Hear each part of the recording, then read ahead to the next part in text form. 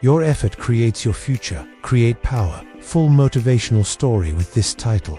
A king announced throughout his kingdom that he wanted someone to take care of the weeds in the castle. Many people came forward, but the king said, "I'm not looking for someone to pull up all the weeds in the castle. I want someone who can do it better than anyone else." Then someone asked, "How do we know if we are the best?" The king replied, "If you pull up one weed, you will win the prize." So everyone began pulling up weeds in the castle until only one person was left. He pulled up a dandelion. All the others had pulled up weeds that were just growing in the soil, but this guy had found a weed growing out of a crack in the stone. When he presented it to the king was impressed and gave him a bag of gold. This parable teaches us that you may think you are working hard, but unless you are working smart, you will never succeed. Everyone is working hard, but only a few are successful because they work smart. They use their brain, skills and knowledge in the right way. Do you want to be successful? If yes, then work hard, but also work smart. Before starting any work, think about what is the smartest way to get it done. A fool works hard, but only the wise works hard and smart. Many people say they don't have time to read books, but when we look at how they spend their time watching TV or scrolling through social media, we realize that they actually have time, but they don't prioritize reading. They think it's more important to watch a movie or play games than to read a book. You might say you don't have time for exercise, but if we look at your schedule, we find that you have time for everything except exercise. You might claim to be too busy to cook healthy food, but we notice that you always find time for fast food. There are two types of people in this world: those who think they don't have time and those who make time. One day a king sent his minister to measure the length of his shadow. The minister returned and told him, "Your shadow is 20 cubits long." The king was confused and asked, "What's a cubit?" The minister replied, "It's the distance from the tip of your finger to the opposite elbow when your arm is fully stretched." The king realized that he couldn't see his own shadow because he was too short, so he called for the tallest man in his kingdom. He stood the man upright, stretched his arm and marked the length of his shadow, which turned out to be 60 cubits. "So how long is my shadow?" the king asked. "It's 60 cubits, the man replied. "And how long is 1 cubit?" the king asked again. "It's the distance from the tip of your finger to your opposite elbow," the man answered. The king finally understood. He walked over, stretched his arm and looked at his shadow. It was exactly 20 cubits long. He might be thinking that the king didn't learn anything new, but that's not true. He learned something very important. It's impossible to compare yourself to others. You are different, so your size, shape, and appearance will also be different.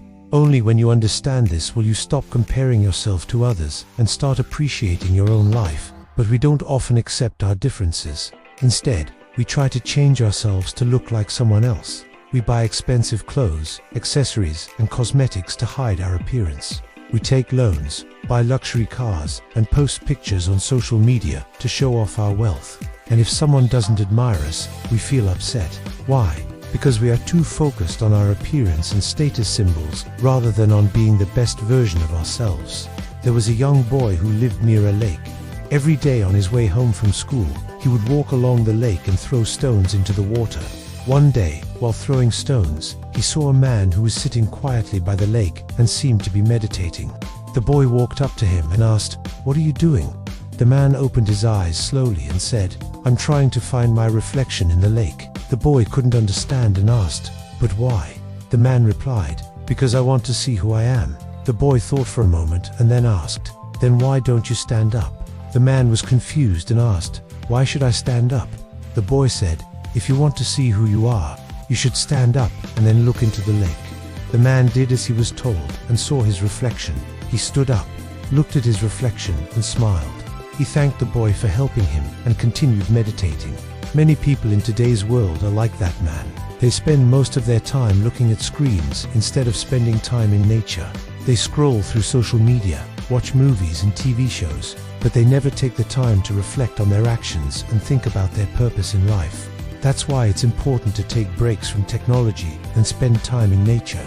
When you look at the beautiful mountains, rivers and trees, you will realize that you are just a small part of this world. This will help you gain perspective and remember that there are much bigger things than your problems. A thief went to steal a sheep from a farmer's field. As he was tying the sheep up to carry it away, he heard the farmer praying, "Oh God, Thank you for giving me so much wealth." The thief was surprised and thought, "Is this old farmer crazy? How can he thank God for his wealth when I am stealing his sheep right in front of him?" The thief untied the sheep and let it go. Then he went to the farmer's house and knocked on the door. The farmer opened the door and asked, "Can I help you?" The thief said, "I came to return your sheep. You don't need to thank God for your wealth, because I was just stealing your sheep and you didn't even notice."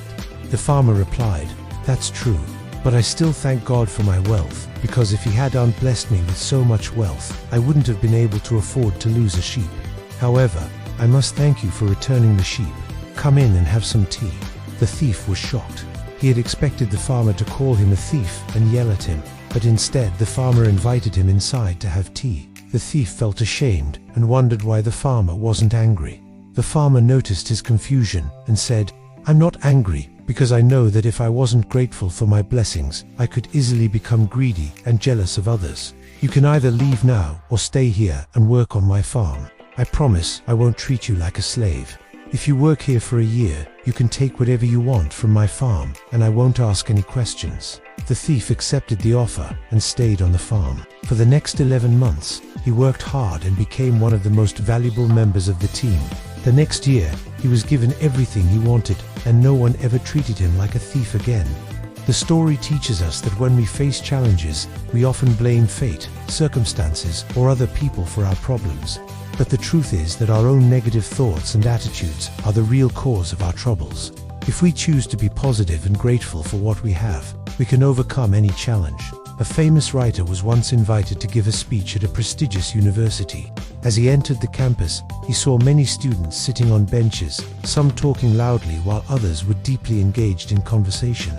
He was supposed to give a speech on the topic of silence, but seeing the noisy students, he couldn't help but wonder how he could possibly talk about silence in such a chaotic environment. So he sat down on a bench without saying a word. The students noticed him and gradually fell silent.